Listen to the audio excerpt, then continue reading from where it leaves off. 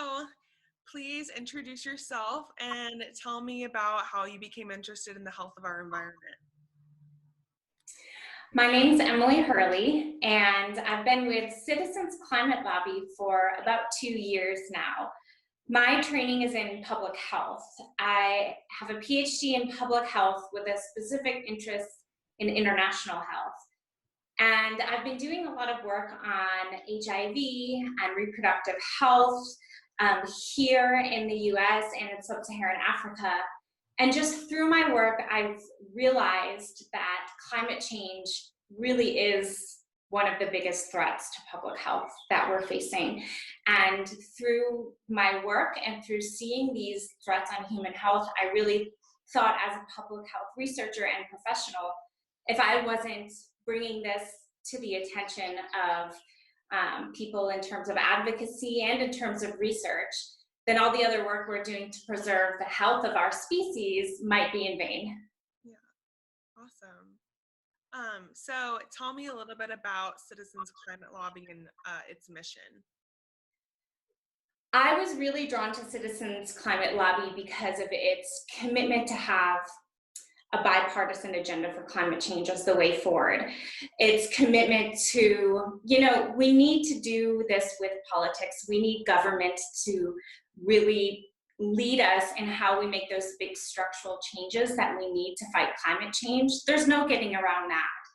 But in saying that, there is such a scientific backing for climate change that it shouldn't be something that gets so politicized. So I really liked Citizens Climate Lobby approach to, we want to get government to make these big changes that we need, but we want to do it in a way where we can get everybody on the same page and we can focus on solutions that we know we have data for that will help us, but will also be something that we can commit to on both sides of the aisle for a long-term path forward. So I really liked that mission of Citizens Climate Lobby, and when I learned about it, that's why I decided to join our local chapter.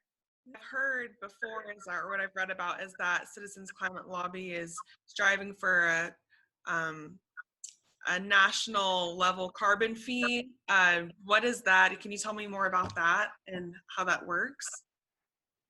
Sure. So right now it's called HR 763. It is a bill that's in our Congress. How it would work is we would have an increasing price on carbon, but not so increasing that it's going to destroy our economy right away or really, really be a hardship on people. But it will make an incentive for our economy to invest more in clean and renewable energy. So if the price of, let's say, a car that guzzles a lot of gas just gets a little bit more expensive for the common consumer, the innovation and the way we're stacking the cards would make us want to buy an electric car anyway, because it will be the cheapest for us and it'll make most sense to the consumer. But the really neat thing about HR 763 is all of that money that is collected through the carbon fee comes directly back to consumers. It's not going to sit in, government for people to fight over and decide what to do with it. It would come to us as a monthly check, 100%.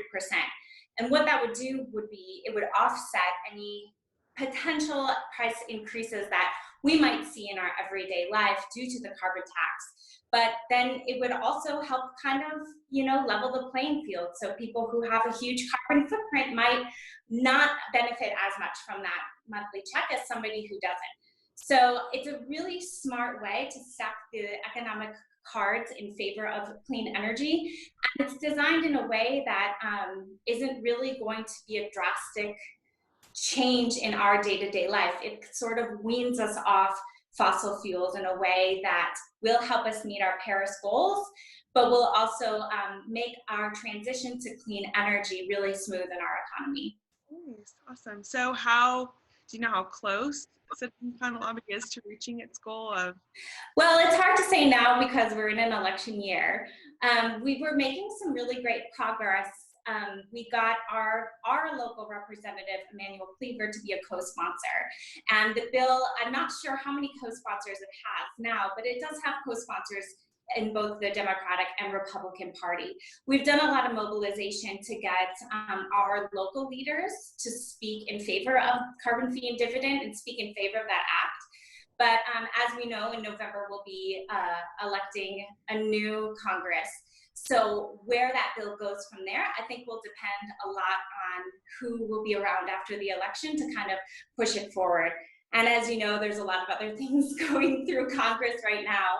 So I hope that once we set our new Congress and set the agenda, that this comes forward with some renewed momentum. If I wanted to get to know the organization better, how can people learn more about this?